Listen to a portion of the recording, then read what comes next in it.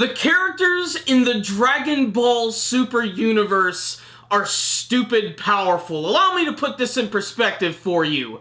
Goku, the main character of the series, has a casual secret handshake with what is effectively the god of the entire Dragon Ball universe. And not just the one that Goku exists in, the one that encompasses everything. Everything that exists in Dragon Ball. And Goku has a freaking secret handshake with this dude.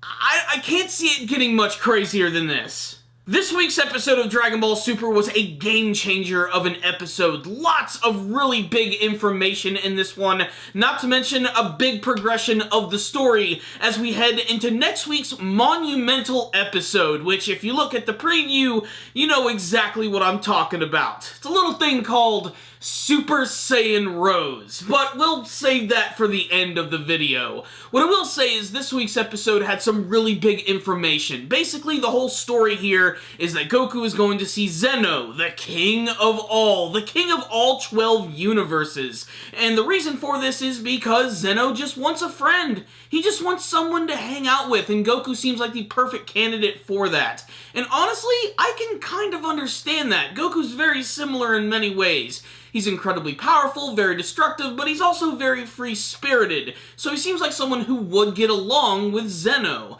The thing is, everybody just shits their pants around Zeno and they don't know how to act around him, but Goku's always relaxed, so that's why he's so perfect to be the friend of this character. The thing is, Goku's really busy at the moment because him, Vegeta, and Trunks are getting ready to go to the future so that they can take care of this whole black situation. But before we even go to see Zeno, there is this important information which is dumped on us. First and foremost, apparently, the Kaioshin are connected to the gods of destruction. Basically, what this means is, if the Kaioshin dies, the god of destruction dies. If the god of destruction dies, the Kaioshin dies. They're connected to each other. It's very similar to the old situation with Kami and Piccolo. And this is a huge thing to drop on us because potentially they could defeat Beerus if they wanted to. But that would mean they would have to kill everybody's favorite Supreme Kai, and that's definitely not going to be happening anytime soon. And that just doesn't seem like something Goku would do. And let's face it, Beerus has officially been domesticated at this point. He's effectively a fun, lovable side character of the series, who just so happens to have the ability to destroy the fabric of the very universe, but that's beside the point. Speaking of Beerus, it was really funny that he didn't want to go see Zeno in this episode. He is just so batshit scared of him. I guess he didn't want to shit his blue britches. But this week's episode also has the introduction of another brand new character, the Grand Priest of Zeno, who looks a lot like Whis, very similar in the facial features. He's got this weird halo-like object behind him, and according to Whis, this guy who apparently looks over Zeno is one of the 5 most powerful fighters in the universe. When I heard that, my first thought is, this guy is definitely going to be in the grand tournament between all of the universes. There's so much build-up for him already, and the fact that he's even more powerful than Whis means this guy is more powerful than Beerus, and that is freaking insane to already have a character that is that much stronger. He potentially is probably stronger than Goku and Vegeta at this point. There's also a few more moments between Zamasu and Gowas, basically just getting to see him slowly get corrupted.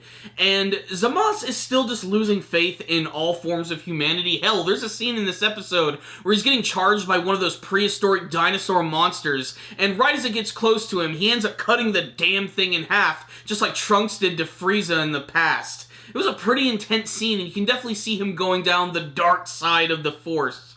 But after seeing the introduction of that Grand Priest character, I'm starting to think maybe there's the possibility that he could be related to Goku Black in some sense. I mean, they wouldn't just sort of introduce this one-off character for that purpose, would they? Either that or they're just trying to build him up for the tournament, or maybe just to show us that there's a lot of big fish in the universe, and we don't even know the half of it yet.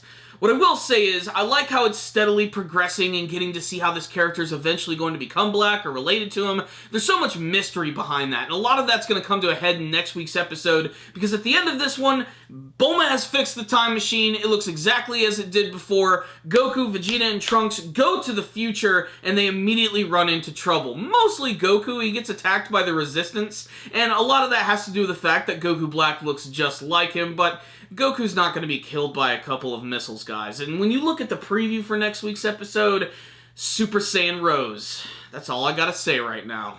So what's the rundown on this week's episode of Dragon Ball Super? What a fantastic episode right here, building upon this already ridiculous universe by introducing tons of new characters and establishing the pecking order with these brand new characters. Just so much big information here, especially the fact that the Kaioshin are actually connected to Beerus. I had no idea that was even a thing. Zeno is a really funny character. I mean, inherently he is. Just look at him. He's a goofy-looking little alien with a childlike voice.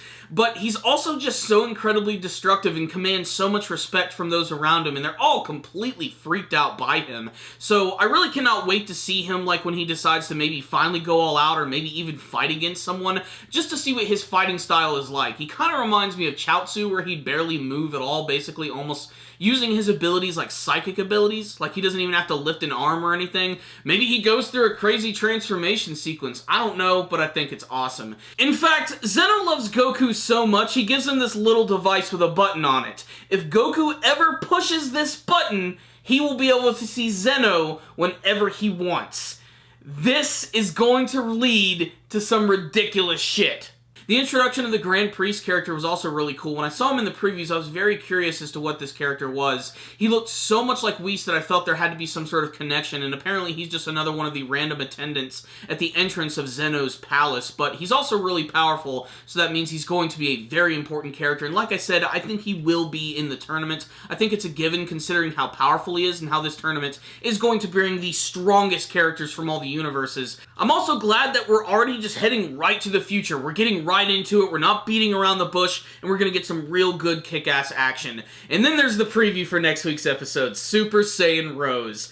I'm very indifferent to the form. I know there's been spoilers out for it for weeks, and I even wanted to make a video about it, but I didn't have much to say outside of, it's Goku Black with pink hair, and when he powers up, it kind of looks white. That's really all I have to say on it. I'm not sure what sort of special abilities it's going to have outside of just an aesthetic and change color, but I will say that it looks good. I think it looks cool, it's very distinctive, and it's going to make Black all the more destructive. I can't wait to learn why he has this ability. I mean, he probably already had the ability to utilize some of Goku's abilities to go Super Saiyan, but why is his hair this color? Why is it so different? Is there something that we still don't know about this character? I'm so interested to see what this Super Saiyan Rose form is going to be like. It looks like Vegeta and Goku are going to be battling against him, so it's going to be really exciting. I'm just pumped up to see how they're going to wrap up this big final battle of this arc as we get even closer to the big tournament. And that's what I love so much about this arc right here, is how it's sort of like two different arcs going on at once, and sometimes that can be really hard to pull off, but I love the fact that they're expanding the scope of the Dragon Ball universe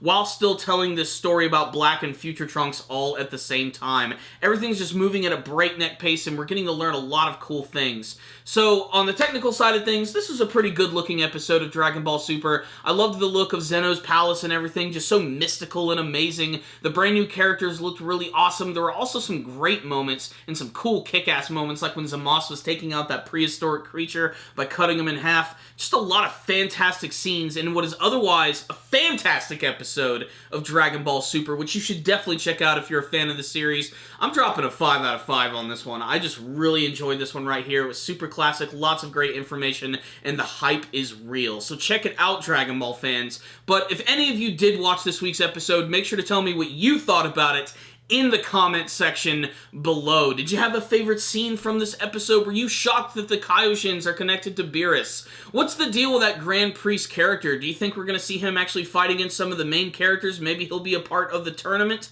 And what's the deal with Zeno anyway? Like, why does he want a friend? What's the whole deal with his character, and what's that's eventually going to lead up to? And what do you hope to see with the brand new Super Saiyan Rose form? You guys are freaking awesome. Thank you for watching this review. One of the easiest ways to help support my channel is to simply like our videos, share them with your friends, and subscribe to the channel. That way you'll see all of our latest videos as they are released. Thank you guys again for watching, and as always, stay dandy, baby.